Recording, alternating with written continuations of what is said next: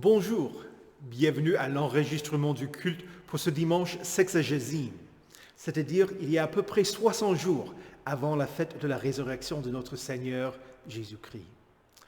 Aujourd'hui, nous allons continuer l'étude du Sermon sur la montagne et les paroles et les enseignements de Jésus, en particulier son appel à ne pas se venger, mais à aimer. Nous commençons notre culte aujourd'hui avec l'introïde. Je loue Dieu pour sa parole. Je me confie en lui. Je n'ai peur de rien. Que peuvent me faire des créatures? Ta parole éternelle est pour toujours établie dans le ciel. Ta fidélité dure de génération en génération. Ta parole est une lampe à mes pieds et une lumière sur mon sentier. Mon refuge et mon bouclier, c'est toi. J'espère en ta promesse. Soutiens-moi conformément à ta promesse, afin que je vive. Et ne me déçois pas dans mon espérance. Mes yeux se fatiguent à attendre ton salut et la promesse de ta justice. Au nom du Père et du Fils et du Saint-Esprit. Amen. Confessons nos péchés. Dieu Tout-Puissant, notre Créateur et notre Père, nous reconnaissons et nous confessons que nous avons péché contre toi en pensée, en parole et en acte. Nous venons chercher refuge en ta miséricorde. Aie pitié de nous, pauvres pécheurs, et pardonne-nous toutes nos fautes, pour l'amour de Jésus-Christ, notre Seigneur. Aide-nous, par ton Saint-Esprit, à mieux connaître ta sainte volonté et rends-nous obéissants à ta parole, par Jésus-Christ, ton Fils, notre Sauveur. Amen. Dans les psaumes, nous lisons « Celui qui se confie en l'Éternel est environné de sa grâce. » Juste, réjouissez-vous en l'Éternel et soyez dans l'allégresse. Poussez des cris de joie, vous tous qui avez le cœur droit. Heureux celui dont la transgression est enlevée et dont le péché est pardonné. Heureux l'homme à qui l'Éternel ne tient pas compte de sa faute et dont l'esprit ne connaît pas la ruse. Par la foi en Jésus-Christ, Dieu ne tient pas compte de vos fautes, parce que Jésus est mort sur la croix pour expier tous vos péchés. Allez en paix, sachant que vous êtes pardonnés par Jésus-Christ, votre Sauveur. Amen. Prions le Seigneur. Ô Seigneur Dieu, qui vois que nous ne mettons pas notre confiance en quoi que ce soit que nous fassions, accorde-nous, dans ta miséricorde, que nous soyons protégés par ta puissance contre toute adversité, par Jésus-Christ, ton Fils, notre Seigneur, qui vit et règne avec toi et le Saint-Esprit, un seul Dieu, maintenant et pour les siècles des siècles. Amen. Écoutez avec respect et recueillement les lectures pour ce dimanche sexagésime. Tout d'abord l'Ancien Testament dans le livre du Lévitique au chapitre 19, les versets 1 et 2 et 17 et 18. L'Éternel dit à Moïse, transmets ces instructions à toute l'assemblée des Israélites. Vous serez saints, car je suis saint, moi l'Éternel votre Dieu. Tu ne détesteras pas ton frère dans ton cœur, mais tu veilleras à reprendre ton prochain, ainsi tu ne te chargeras pas d'un péché à cause de lui. Tu ne te vengeras pas et tu ne garderas pas de rancune contre les membres de ton peuple. Tu aimeras ton prochain comme toi-même. Je suis l'Éternel. Ici prend fin la lecture de l'Ancien Testament. Écoutez également l'épître dans la première lettre de Paul aux Corinthiens au chapitre 3, les versets 10 et 11 et 16 à 23. Conformément à la grâce que Dieu m'a donnée, j'ai posé le fondement comme un sage architecte et un autre construit dessus. Cependant, que chacun fasse attention à la manière dont il construit dessus, car personne ne peut poser un autre fondement que celui qui a été posé, à savoir Jésus-Christ. Ne savez-vous pas que vous êtes le temple de Dieu et que l'Esprit de Dieu habite en vous? Si quelqu'un détruit le temple de Dieu, Dieu le détruira, car le temple de Dieu est saint, et c'est ce que vous êtes. Que personne ne se trompe lui-même. Si quelqu'un parmi vous pense être sage selon les critères de l'ère actuelle, qu'il devienne fou afin de devenir sage, car la sagesse de ce monde est une folie devant Dieu. En effet, il est écrit, il prend les sages à leur propre ruse. Et encore, le Seigneur connaît les pensées des sages, il sait qu'elles sont sans valeur. Que personne ne mette donc sa fierté dans des hommes, car tout vous appartient, que ce soit Paul, Apollos, Céphas, le monde, la vie, la mort, le présent ou l'avenir. Tout est à vous, et vous êtes à Christ, et Christ est à Dieu. Ici prend fin la lecture de l'Épître. Écoutez enfin l'Évangile dans Matthieu au chapitre 5, les versets 38 à 48. Vous avez appris qu'il a été dit « œil pour œil et dent pour dent ». Mais moi, je vous dis de ne pas résister aux méchants. Si quelqu'un te gifle sur la joue droite, tends lui aussi l'autre. Si quelqu'un veut te faire un procès et prendre ta chemise, laisse-lui encore ton manteau. Si quelqu'un te force à faire 1 kilomètre, fais-en 2 avec lui. Donne à celui qui t'adresse une demande et ne te détourne pas de celui qui veut te faire un emprunt. Vous avez appris qu'il a été dit « Tu aimeras ton prochain et tu détesteras ton ennemi ». Mais moi, je vous dis, aimez vos ennemis, bénissez ceux qui vous maudissent, faites du bien à ceux qui vous détestent, et priez pour ceux qui vous maltraitent et qui vous persécutent, afin d'être les fils de votre Père céleste. En effet, il fait lever son soleil sur les méchants et sur les bons, et il fait pleuvoir sur les justes et sur les injustes. Si vous aimez ceux qui vous aiment, quelle récompense mériterez-vous? Les collecteurs d'impôts n'agissent-ils pas de même? Et si vous saluez seulement vos frères, que faites-vous d'extraordinaire? Les membres des autres peuples n'agissent-ils pas de même? Soyez donc parfaits comme votre Père céleste est parfait. Ici prend fin la lecture de l'Évangile. Heureux ceux qui écoutent la parole de Dieu et qui la gardent. Confessons notre foi. Je crois en Dieu, le Père Tout-Puissant, Créateur du ciel et de la terre. Je crois en Jésus-Christ, son Fils unique, notre Seigneur, qui a été conçu du Saint-Esprit et qui est né de la Vierge Marie.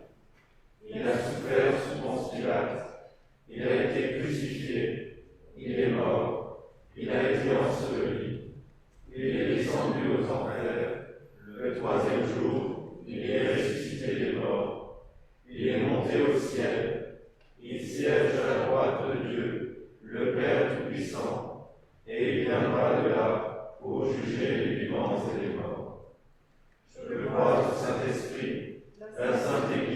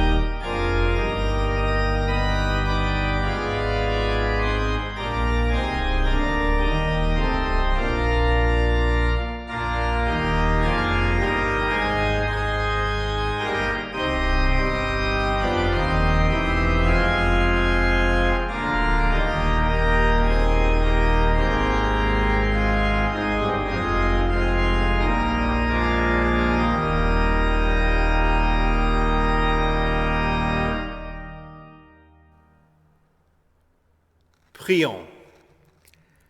Père éternel, nous te prions de nous enraciner et de nous fonder dans l'amour, pour que nous soyons capables de comprendre avec tous les saints quelle est la largeur, la longueur, la profondeur et la hauteur de l'amour de Christ, et de connaître cet amour qui surpasse toute connaissance, afin que nous soyons remplis de toute ta plénitude.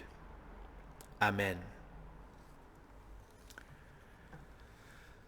Que la grâce du Seigneur Jésus-Christ, l'amour de Dieu et la communion du Saint-Esprit soient avec vous tous. Amen.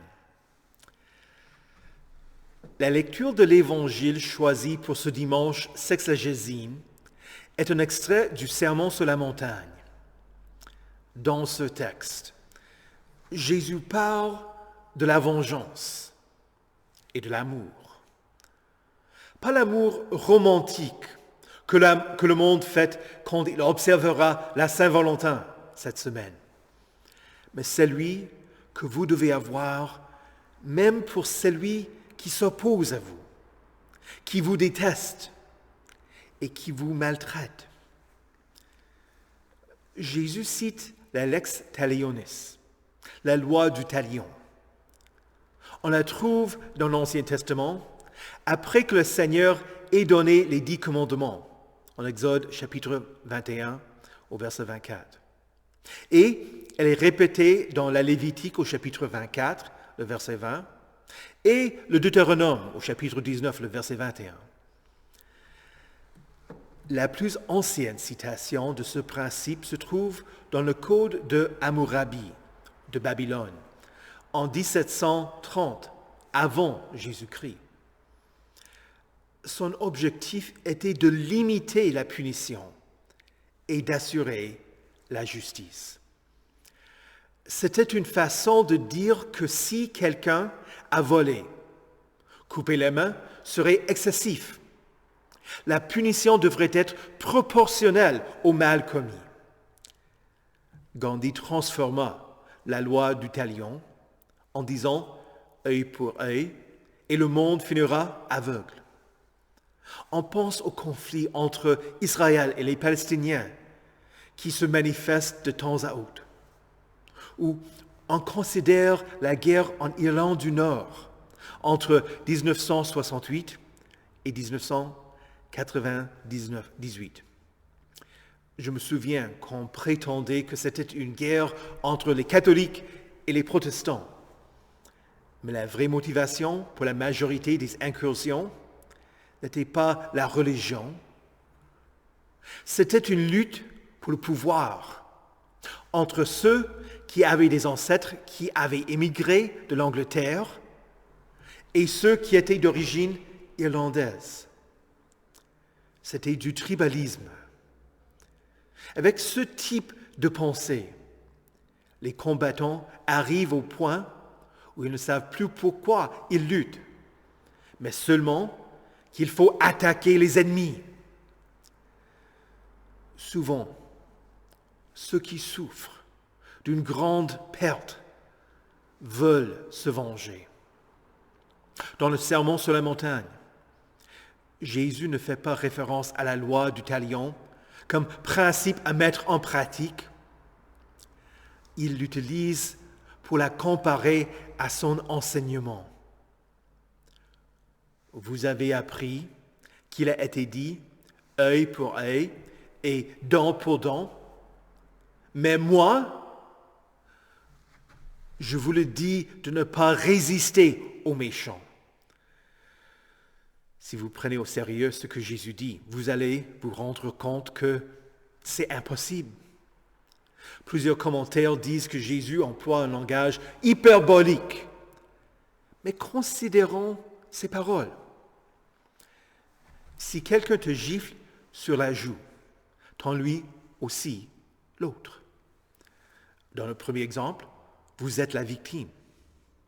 Si quelqu'un vous frappe, vous avez droit de répondre, et réciproquement.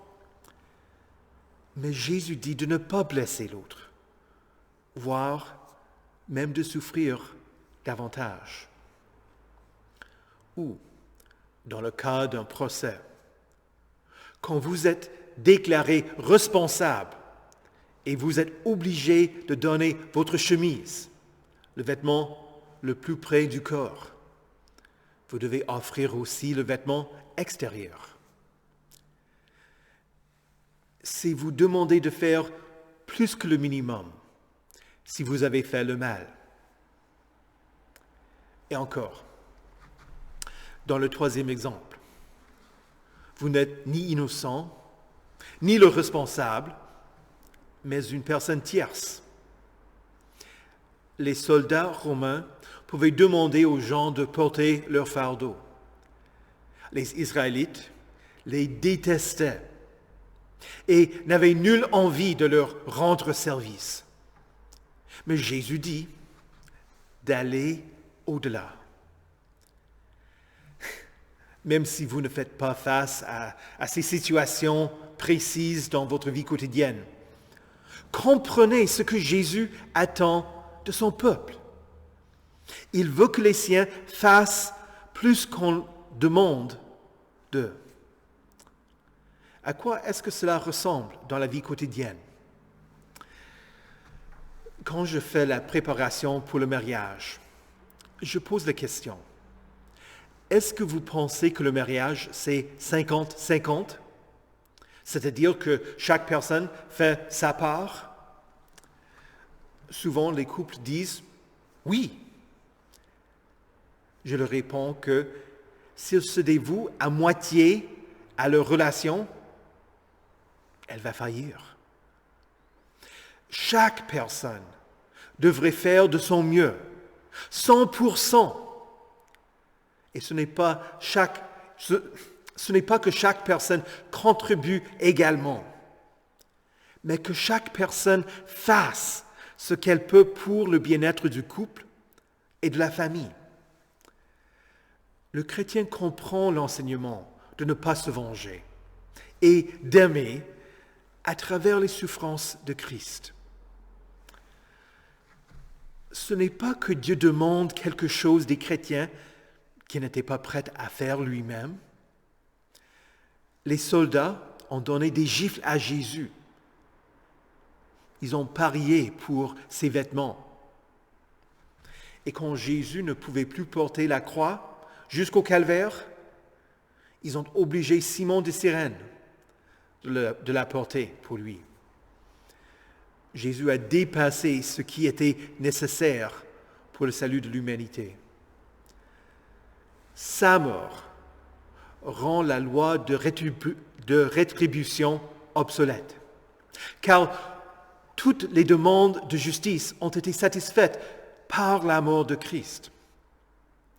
La croix n'est pas la fin du système de justice dans ce monde, mais elle demande aux chrétiens de ne pas se venger, mettant sa confiance en la justice de Dieu. Dieu nous demande de pardonner à ceux qui nous ont offensés, parce qu'il nous a pardonné le premier. Dans la société, nous parlons souvent des droits. Historiquement, la société a compris que les droits ne sont pas accordés par l'État, mais qu'ils viennent du Créateur. Et donc, on ne peut pas les enlever.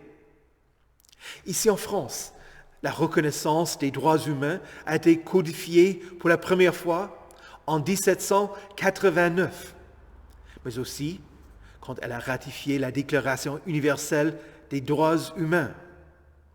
Et encore, la Convention européenne des droits humains. Et encore, la Charte des droits fondamentaux de l'Union européenne. Ces droits assurent l'égalité, la justice et la liberté de la personne.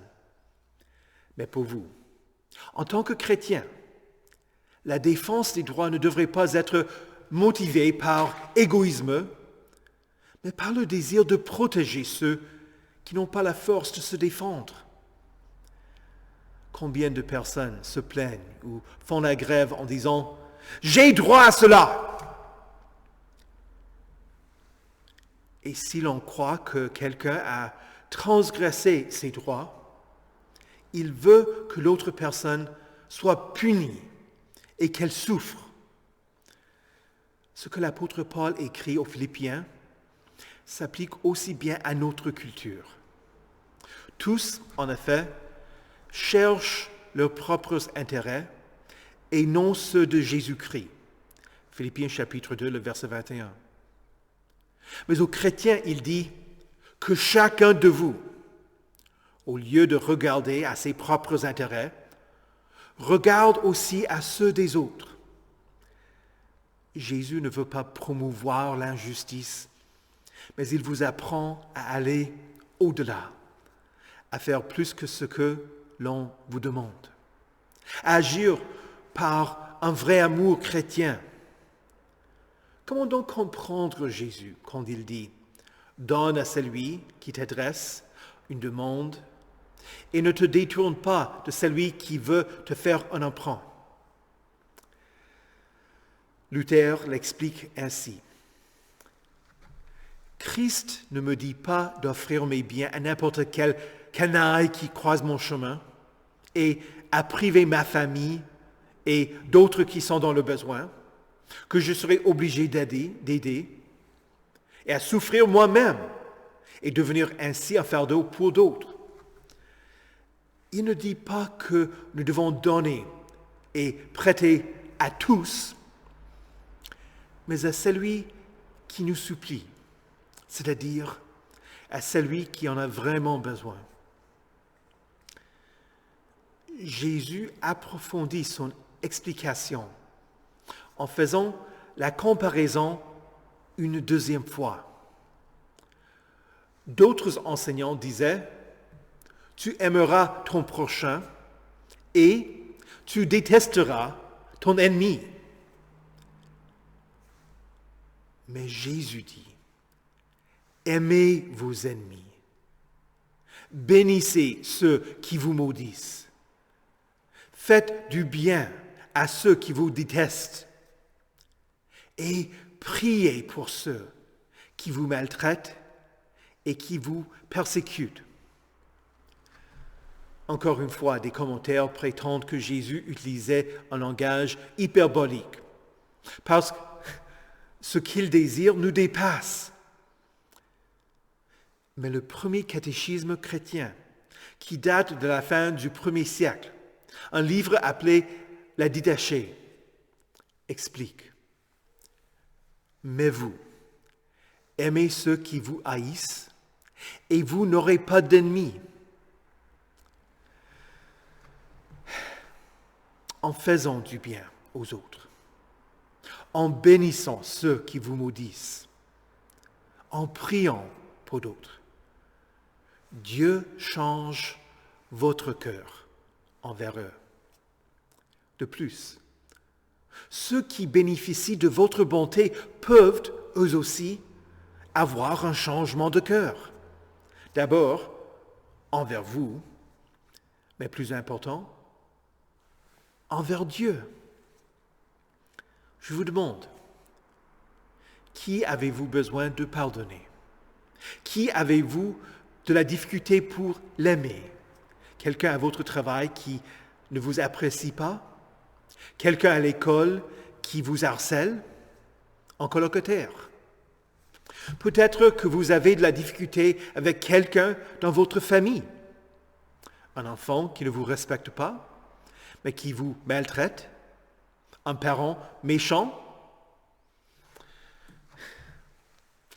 Au cours de la vie, chaque personne interagit avec ceux qui sont difficiles à aimer. Est-ce que le fait que ce soit une épreuve vous libère de la responsabilité de l'aimer? Non.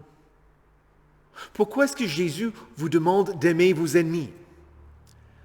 Parce qu'il les aime. Jésus donne un exemple de la bonté de Dieu en expliquant qu'il fait du bien à tous. En effet, il fait lever son soleil sur les méchants et sur les bons. Il fait pleuvoir sur les justes et les injustes. Voilà l'exemple de l'œuvre de Dieu.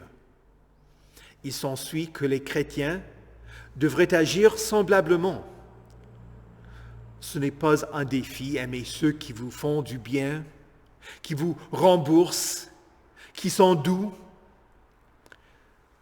Mais Jésus explique que tout le monde fait cela. Même les plus détestés de la société à l'époque, les collecteurs d'impôts. Ne pouvez-vous pas faire plus qu'eux? Et finalement, Jésus dit, « Soyez donc parfaits comme votre Père céleste est parfait. » Souvent, les gens pensent que c'est une demande pour avoir une moralité tendant à être parfaite. Cela dit, le mot qui est traduit par « parfait » est un mot lié au grec « téléos ». Il porte le sens de mener à son but, à compléter.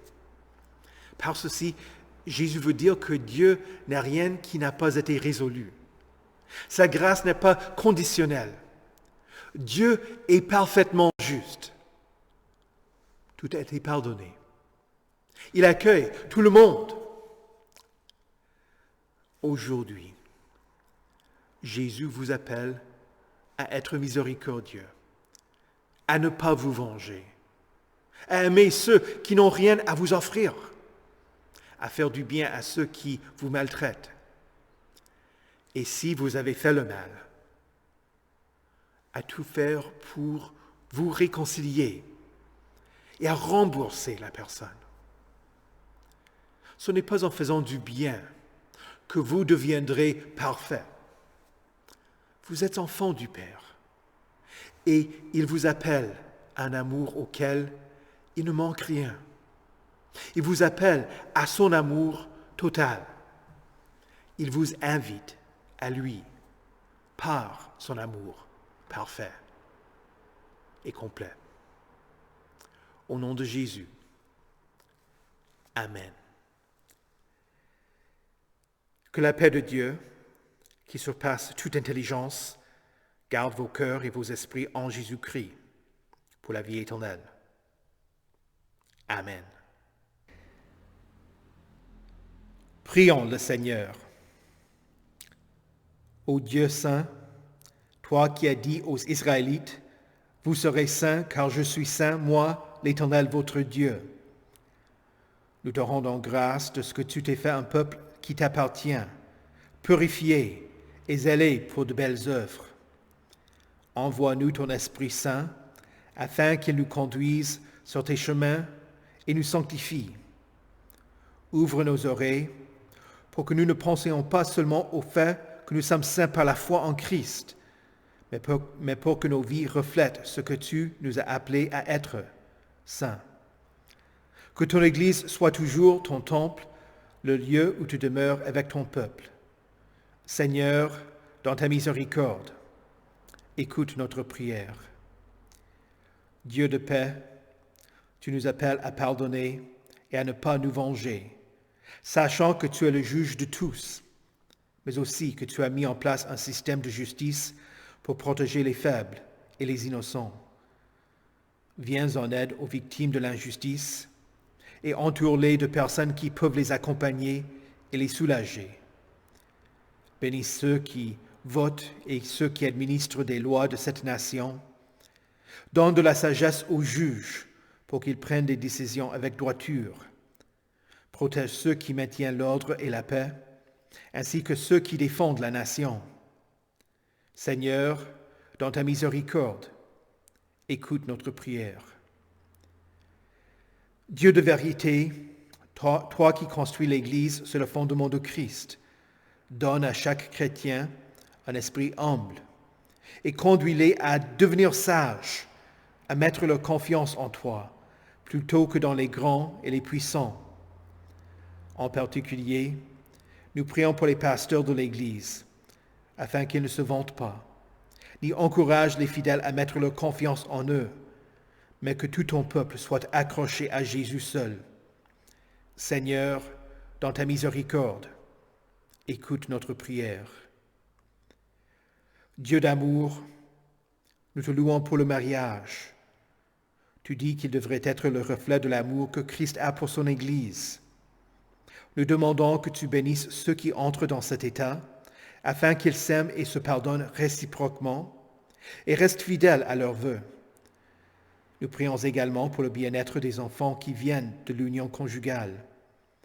Que les parents soient, pour leurs enfants, un exemple d'amour et de sacrifice de soi. Seigneur, dans ta miséricorde, écoute notre prière.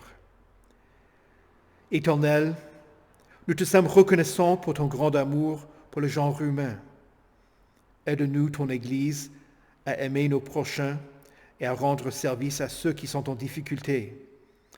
Que nous venions en aide aux pauvres, aux malades, aux mourants, à ceux qui vivent sans domicile fixe, à ceux qui sont dans le deuil, aux veuves et aux orphelins, ainsi qu'à toute autre personne qui a besoin de ta compassion et de ta bonté. Seigneur, dans ta miséricorde, écoute notre prière.